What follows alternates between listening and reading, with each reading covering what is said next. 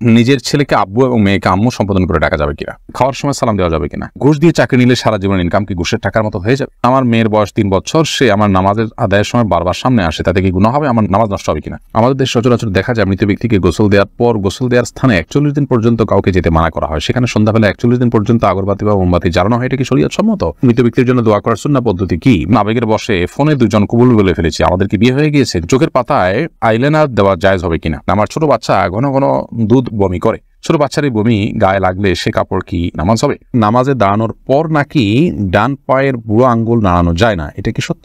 ফজর নামাজের আজানে আসসালাতু খায়রুম মিনান নাওম বলার সময় আমরা উত্তরে কি পড়ব? অনেক বয়স হওয়ার পরও আমার বড় ভাই বিয়ে করছে না, পরিবার চাচ্ছে আমাকে বিয়ে করাতে, কিন্তু আমি সমাজের মধ্যে লজ্জিত হয়ে যাচ্ছি, আমার কি করণীয়? চলুন তাহলে আর বিলম্ব না করে আপনাদের প্রশ্নের উত্তর দেওয়ার আলোকিত ভবনে আমরা প্রবেশ করি এবং শুরু করি আমরা প্রশ্নোত্তর দেওয়ার পালা। আবু রেজা ইনুর আপনি লিখেছেন, আমার ছোট বাচ্চা ঘন ঘন দুধ বমি করে, ছোট বাচ্চার এই বমি গায়ে লাগলে সে কাপড় কি নামাজ হবে? বাচ্চা যদি বমি করে এবং সেটা আপনার কাপড় লেগে যায়, অবশ্যই যে অংশ লাগবে সে অংশ নাপাক হবে, অংশ আপনি ধুয়ে ফেলবেন, বাকি কাপড় পাকাচ্ছে বাকি থাকবে, যেটুকু লাগবে সেটুকু ধুয়ে ফেললে পাক হয়ে যাবে। এইচএস সাথে আপনি লিখেছেন, পার্লারে কোকড়া চুল সোজা করলে কি গুনাহ হবে?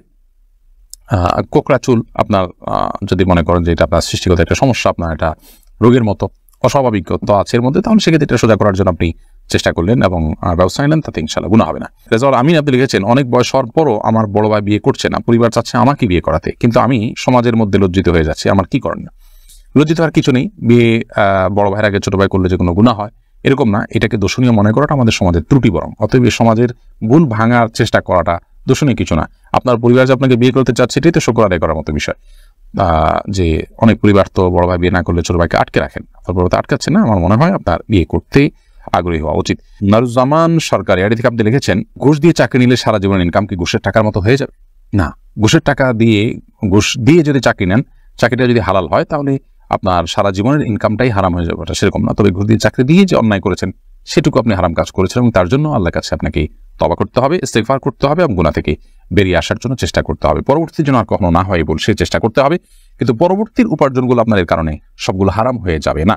শিহাব আপনি লিখেছেন, খাওয়ার সময় সালাম দেওয়া যাবে কিনা? খাওয়ার সময় সালাম দেওয়া নেওয়াতে মৌলিকভাবে কোনো অসুবিধা নেই, যদি ডিস্টার্ব ফিল না করেন যাকে সালাম দিয়েছেন তিনি, তাহলে সেক্ষেত্রে খাওয়ার ফাঁকে ফাঁকে আমরা কথা বললে সেটা যেরকম নাজায়েজ নয়, ঠিক সালাম আদান প্রদান করলে সেটা নাজায়েজ নয়। আমরা অনেকে মনে করি খাওয়া আর ইবাদত করা সমান, খাওয়া আর নামাজ পড়া সমান, এরকম অনেক মুখরোচক কথা বা অনেক বলি আমরা শুনতে পাই, এগুলোর কোনো ভিত্তি নেই। নামাজ এরকম কথা বলা যায় না, সালাম দেওয়া যায় না, খাওয়ার সেরকম কথা বলা যাবে না, বোবার মতো বসে খেতে হবে এবং সালাম দেওয়া যাবে না, এরকমটা আমরা অনেকে মনে করি, এটা সঠিক নয়। আশরাফুল হক শুভ আপনি জানতে চেয়েছেন, আমাদের দেশ সচরাচর দেখা যায় মৃত ব্যক্তিকে গোসল দেওয়ার পর গোসল দেওয়ার স্থানে 41 দিন পর্যন্ত কাউকে যেতে মানা করা হয়, সেখানে সন্ধ্যাবেলা 41 দিন পর্যন্ত আগরবাতি বা মোমবাতি জ্বালানো হয়, এটা কি শরীয়ত সম্মত? কোনো জায়গায় মৃত ব্যক্তিকে গোসল দেওয়া হলে সেখানে এই প্রথাটি আমাদের সমাজে অনেক ক্ষেত্রেই প্রচলিত আছে, যে আগরবাতি বা মোমবাতি ইত্যাদি সেখানে আপনার জ্বালানো হয় এবং সন্ধ্যাবেলা 41 দিন পর্যন্ত এই কাজটি করা হয়, কেউ সেখানে যেতে চাইলে নিষেধ করা হয়। এটি সম্পূর্ণ কুসংস্কার এবং এ ধরনের বিশ্বাসগুলো শিরকি বিশ্বাস, কুসংস্কারচ্ছন্ন বিশ্বাস, এর বেশিরভাগই এসছে হিন্দু সমাজ থেকে। একজন মুসলমানের এই সমস্ত কুসংস্কারকে বর্জন করা উচিত। যেখানে গোসল দেওয়া হবে সে জায়গার বিশেষ কোনো বিধান নাই, সেটা অন্য 10টা জায়গার মতোই একটি জায়গা। আমি আরিফুল ইসলাম জানতেছেন, মৃত ব্যক্তির জন্য দোয়া করার সুন্নাহ পদ্ধতি কি? মৃত ব্যক্তির জন্য আল্লাহ তাআলার কাছে সাধারণভাবে দোয়া করবেন, আল্লাহ আপনি তাকে মাফ করুন, ক্ষমা করুন, ইস্তিগফার করবেন, কায়মন ওয়াক্যে আল্লাহর কাছে তার পক্ষ হয়ে সুপারিশ করবেন, ক্ষমা চাইবেন। এসএচ রুবেল, এছাড়া বিশেষ কোনো পদ্ধতি নেই, একত্র হতে হবে, লোকজন জড়ো করতে হবে, হুজুরদেরকে নিয়ে আসতে হবে, এমন কোনো কথা কোরআন হাদিসে আমাদেরকে বলা হয়নি।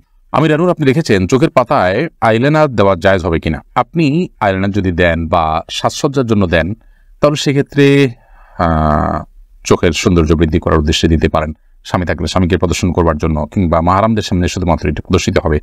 আর যদি রাস্তাঘাটে গায়ে মাহারামদের সামনে এটি প্রদর্শন করার উদ্দেশ্য হয় বা ওপেন সবার জন্য আপনি নিজের সৌন্দর্যকে প্রকাশ করার উদ্দেশ্যে দিয়ে থাকেন, তাহলে সেক্ষেত্রে এটা নাজায়েজ এবং গুনাহ হবে। ফখরুল ইসলাম মাহিন আপনি লিখেছেন, আবেগের বশে ফোনে দুজন কবুল বলে ফেলেছি, আমাদের কি বিয়ে হয়ে গিয়েছে? জি না, বিয়েটা সহজ নয় যে আবেগের বশে দুজনে কবুল করে বলে ফেলছেন আর বিয়ে হয়ে গেছে। দুজন সাক্ষীর সামনে প্রস্তাব এবং কবুল হবে এবং অন্যান্য শর্তাদি পাওয়া যাবে, তখন সেক্ষেত্রে সেটি শরিয়ার দৃষ্টিকোণ থেকে বিশুদ্ধ এবং আপনার সঠিক বিয়ে হিসেবে বিবেচিত হবে। মাহমুদুল হাসান ভুঁইয়া আপনি জানতে চেয়েছেন, ফজর নামাজের আজানে আসসালাতু খায়রুম মিনান নাওম বলার সময় আমরা উত্তরে কি পড়ব? এক্ষেত্রে জমহুর ফোকাহা বা বেশিরভাগ ইমামগণের মত হলো সাদাকতা ওয়া বারারতা, আসসালাতু খায়রুম মিনান নওম মানে হলো সালাত বা নামাজ, এটা ঘুম থেকে উত্তম। এটি যখন মুয়াজ্জিন বলবেন তখন তাকে বলতে হয় সাদাকতা অবরারতা, অর্থাৎ হে মুয়াজ্জিন তুমি সত্য বলেছো এবং ভালো বলেছো, ভালো কাজ করেছো। এই কথা বেশিরভাগ ফুকাহা একরাম বা জমহুর ফুকাহা একরাম বলতে বলেছেন মুয়াজ্জিনের জবাবে, এবং একটি রিওয়ায়াতে এটি এসছে, যদিও রিওয়ায়াতটা সনদকে অনেক মুহাদ্দিসগণ দাঈফ বলেছেন। আর এই কারণে অন্য একদল উলামা একরাম বলেন যে আসসালাতু খায়রুম মিনান নওম যখন বলবো আমরা, মুয়াজ্জিন যখন আসসালাতু খায়রুম মিনান নওম বলবে, আমরাও আসসালাতু খায়রুম মিনান নওম বলবো। এর কারণ হলো যে আসসালাতু খায়রুম মিনান নওম এই বাক্যটি মুয়াজ্জিনের বাক্য, আর এক্ষেত্রে নবী আলাইহিস সালামের সাধারণ যে নির্দেশনা বুখারী মুসলিমে আসছে যে ফাকুলু মিসলা মা ইয়াকুল ইযা সামি'তুমুন নিদা, যখন তোমরা মুয়াজ্জিনের আযান শুনবে ফাকুলু মিসলা মা ইয়াকুল মুয়াজ্জিন, তখন মুয়াজ্জিন যা বলবে হুবহু তোমরা তা বলো। শুধুমাত্র হাইয়া আলাস সালাহ হাইয়া আল ফালাহর মধ্যে নবী আলাইহিস সালাম ওই হাদিসে লা হাওলা ওয়া কুওয়াতা ইল্লা বিল্লাহ বলতে বলেছেন। অতএব দুইটা বাদে বাকি সবগুলোতেই ওই হাদিসের সাধারণ যে নির্দেশনা সেটা অনুযায়ী আসসালাতু খায়রুম মিনান নওম শুনলে আসসালাতু খায়রুম মিনান নওম অর্থাৎ হুবহু এটা অনুকরণ করার নির্দেশনা দিয়ে থাকেন। এসেছে রুবেল, আপনি জানতে চেয়েছেন আইডি থেকে নামাজে দাঁড়ানোর পর নাকি ডান পায়ের বুড়ো আঙ্গুল নাড়ানো যায় না, এটা কি সত্য? না, এরকম কোনো কথা আমাদের জানা নেই, প্রয়োজন হলে নাড়ানো যেতে পারে। সামি আপনি লিখেছেন মনের মধ্যে খারাপ চিন্তা আসলে কি করণীয়? মনের মধ্যে খারাপ চিন্তা যদি আসে তাহলে সেক্ষেত্রে প্রথমত সেখান থেকে নিজেকে সরাবার জন্য আপনার চেষ্টা করা। খারাপ চিন্তা যে কারণে আসে, যে জায়গায় গেলে আসে, বিচরণ করলে সেই জায়গাগুলোতে সরে আসা এটা কর্তব্য।